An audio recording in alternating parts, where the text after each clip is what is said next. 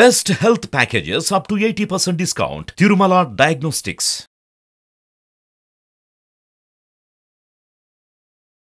నమస్తే.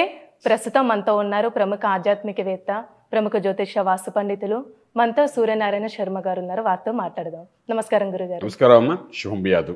గురుగారు, ఇప్పుడు 2024 సంవత్సరంలో అసలు మిథున రాశి వారికి ఏ విధంగా ఉందండి? మిథున రాశిలో మనం వృషభ నక్షత్రం వస్తున్నామా 3-4 పాదాలు, ఆరుద్ర నక్షత్రం వస్తున్న 4 పాదాలు, అలాగే పునర్వసు నక్షత్రం మొదటి 2-3 పాదాలు వస్తాయి. సో 3 అద్భుతమైన. పునర్వసు నక్షత్రం గురుడి నక్షత్రం ఉంటాం, ఆరుద్రము శివుడి నక్షత్రం, అలాగే శని యొక్క నక్షత్రం రాహు నక్షత్రం ఉంటాం.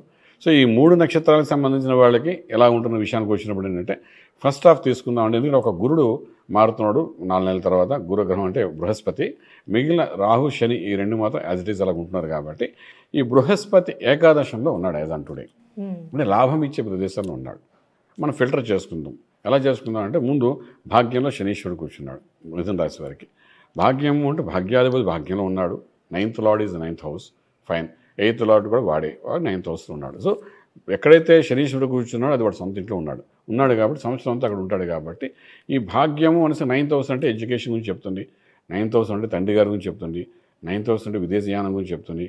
వాళ్ళ యొక్క లైఫ్ ఎలా ఉంటుంది, విదేశాల్లో వెళ్ళి చదువుకోని వాళ్ళు విద్యార్థులు ఉంటారు, సెటిల్ అవ్వాలనుకునే వ్యక్తులు ఉంటారు, వాళ్ళకి ఎలా ఉంటుంది చెప్తున్నాడు. ఇలాగా సాటర్న్ ఎప్పుడైతే అక్కడ 9th హౌస్ వచ్చాడో ఈ యొక్క ఎడ్యుకేషన్లో చేంజెస్, తర్వాత హయ్యర్ ఎడ్యుకేషన్ కోసం వెళ్ళాలనే ప్రయత్నం కానీ, అది విదేశాలకు వెళ్ళాలని చేసే ప్రయత్నం కానీ, వీటన్నిటిలో ఒక మూమెంట్స్ వచ్చే అవకాశం అయితే మనకు కనబడుతుంది.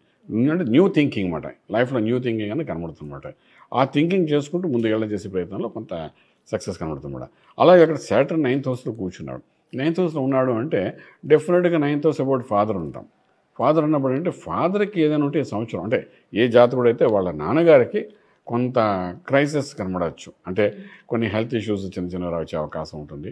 అంతకంటే మనకు మేజర్గా మనకు ఇబ్బంది పడే విషయం ఏంటంటే ఫాదర్ కొంచెం ఇల్ హెల్త్ ఉండడం, ఫాదర్ కోసం ఖర్చు పెట్టడం, ఆ మెడికల్ ఖర్చు పెట్టడం, ఆ స్ట్రెస్ మనం తీసుకోవడము, ఇవన్నీ మనకు సాటర్న్ వల్ల జరుగుతుందన్నమాట.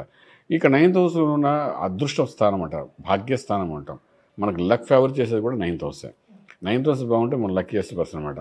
9th హౌస్లో మంచి గ్రహాలు ఉంటే మనకు లక్ మంచి రైజింగ్ అవుతుంటుందన్నమాట. సో 9th హౌస్లో ఈ లగ్నానికి ఈ రాశికి మిత్రుడు వాడు, మిత్రుడై ఉన్నాడే కాబట్టి న్యూట్రల్గా ఉంటాడు, కొంచెం పాజిటివ్గా చేస్తాడు. సో 9th హౌస్ సాటర్న్ అనేది ఒక లక్, ఒక 20% లక్ కూడా ఇచ్చే అవకాశం ఉంటుందన్నమాట.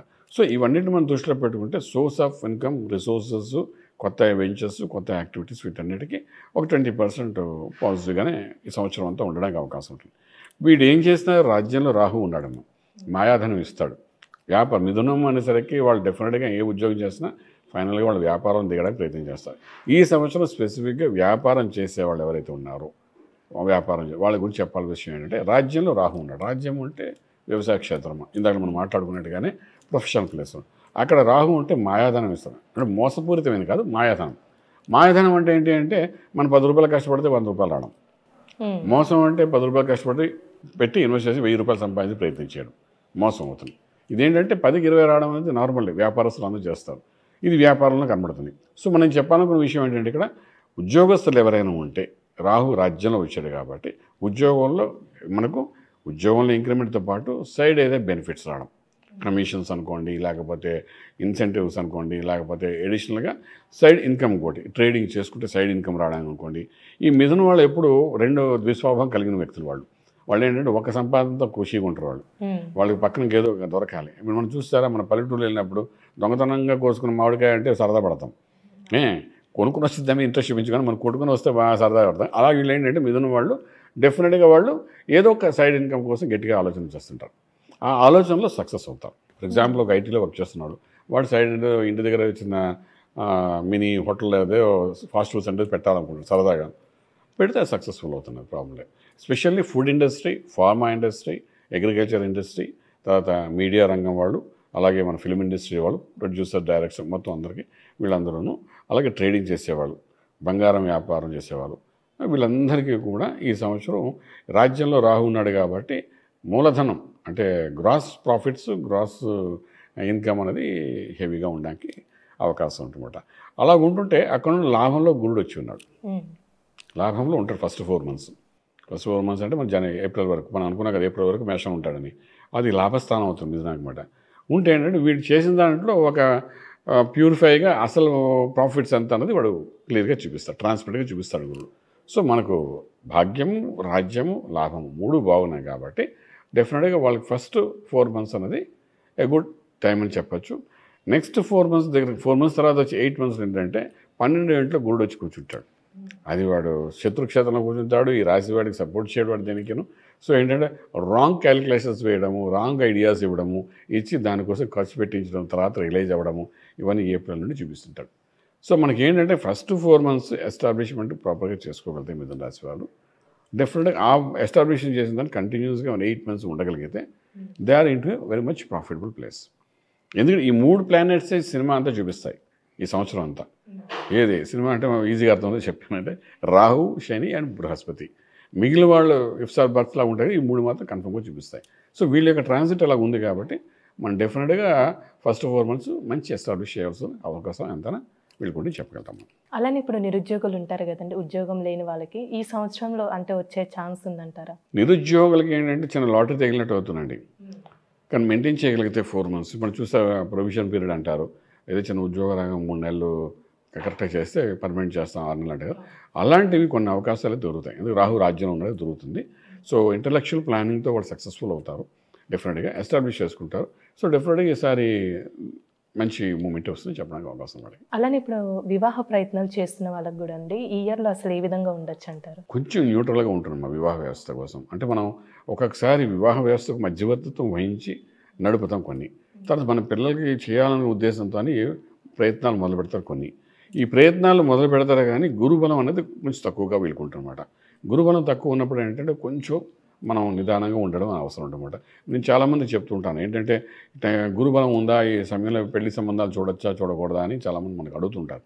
అలా అడిగినప్పుడు ఈ మిథున రాశి వారు ఈ సంవత్సరం కొంచెం న్యూట్రల్గా ఉండగలిగితే, అంటే మరీ ఎక్కువ అడావిడి చేయకుండా ఏదో చిన్న ప్రయత్నం చేయడం, అవ్వకపోతే పర్వాలేదు వచ్చి అడా చేద్దాం అని అనుకోగలిగితే పర్వాలేదు. ఇది అగైన్ డిపెండ్స్ ఆన్ దశలు అంతర్దశలు ఉంటాయి. దశలు బాగుండి యోగ దశలు కానీ వస్తే వివాహం ఆటోమేటిక్గా అయిపోతుంది. బట్ మన ట్రాన్సిట్ ప్రకారం చూస్తే మాత్రం గురుబలం తక్కువ ఉంది కాబట్టి మనకు కొంచెం ఎక్కువ ప్రయత్నం చేయక్కలేదు ఈ గురించి. అలానే ఈ రాశి వారికి ఆరోగ్యం పరంగా ఏ విధంగా ఉండొచ్చండి? ఆరోగ్యం అంటే ఇప్పుడు 6 అంటే ఇప్పుడు ఆల్రెడీ కుజుడు ఉన్నాడు వాళ్ళకి ఈ సంవత్సరం, వృశ్చికంలో వచ్చి ఉన్నాడు కాబట్టి ఇంకా కంటిన్యూస్ వాడే అలర్ట్ చేయాలి ఉంటే. So exit part of the బాడీలో వాళ్ళకి ఇబ్బంది కలుగుతుంది. ఎగ్జిట్ అంటే ఇది ఎంట్రీ, ఎగ్జిట్ అంటాం. ఎంట్రీ అంటే కళ్ళతో చూస్తాం, శ్వాస, తింటాం, వింటాం, ఇవన్నీ ఎంట్రీస్. ఎగ్జిట్ అంటే దిగువ భాగం అన్నమాట. సో మిథున వాళ్ళకంటే దిగువ భాగంలో మెడికల్ ప్రాబ్లమ్స్ అనేది వచ్చే అవకాశం ఉంటుంది. కొంచెం ఏమైనా కనబడితే మాత్రం డెఫినెట్గా వాళ్ళు ట్రీట్మెంట్ తీసుకోవాలి. క్రానిక్ ఇష్యూ ఒకటి చూసుకోగలిగితే చాలా బాగుంటుంది. ఇవి కనబడతాయి ఎందుకంటే స్టార్టింగ్లో కుజుడు ఉన్నాడు అక్కడ, ఈ కుజుడు మీద శని దృష్టి కూడా పడి ఉంది. సో డెఫినెట్గా వాడు దిగువ భాగంలో ఇబ్బంది పడితే అది మేల్ కానీ ఫిమేల్ కానీ ఏదైనప్పటికీ సో షుడ్ బి అంటే ఇక్కడ బడ్జెట్ దగ్గర నుండి ప్యాంక్రియాస్ అనుకోండి, ఇండైజెస్ట్ సిస్టమ్ అనుకోండి, లేకపోతే గ్యాస్ట్రిక్ అనుకోండి, ఇంకొంచెం కిందకి వెళ్తే some other medical problems, urinal infection అనుకోండి, ఇమోషనల్ ఇన్ఫెక్షన్ అనుకోండి, ఇలాంటివన్నీ ఉంటాయి కదా. సో వీటన్నిటిని మాత్రం కొంచెం జాగ్రత్త తీసుకోవాల్సి వస్తుంది ఈ సంవత్సరం. అంటే ఈ రాశి వారికి ఎలాంటి పరిహారం చేస్తే మంచిదండి? ఇక్కడ మళ్ళీ మిథునం కాదు, అమ్మవారికి అనుగ్రహం కావాలి. ఇక్కడ మిథునానికి అధిపతి బుధుడైనప్పటికీ కూడా, విష్ణుమూర్తి అయినప్పటికీ కూడా యోగించేవాడు శుక్రుడు అన్నమాట. మనం చెప్పేది కూడా శుక్ర దోషాల గురించి చెప్తున్నాం. సో అమ్మవారు అంటే ఎన్ని రకరకాల అమ్మవార్లు మనకు ఉన్నాయి కాబట్టి విద్యలో శ్రీ విద్యలో ఉన్న వాళ్ళంతా శ్రీ విద్య సంబంధించి ఏదైనా మూలమంత్రాన్ని సాధన చేసుకుంటూ వెళ్ళచ్చు.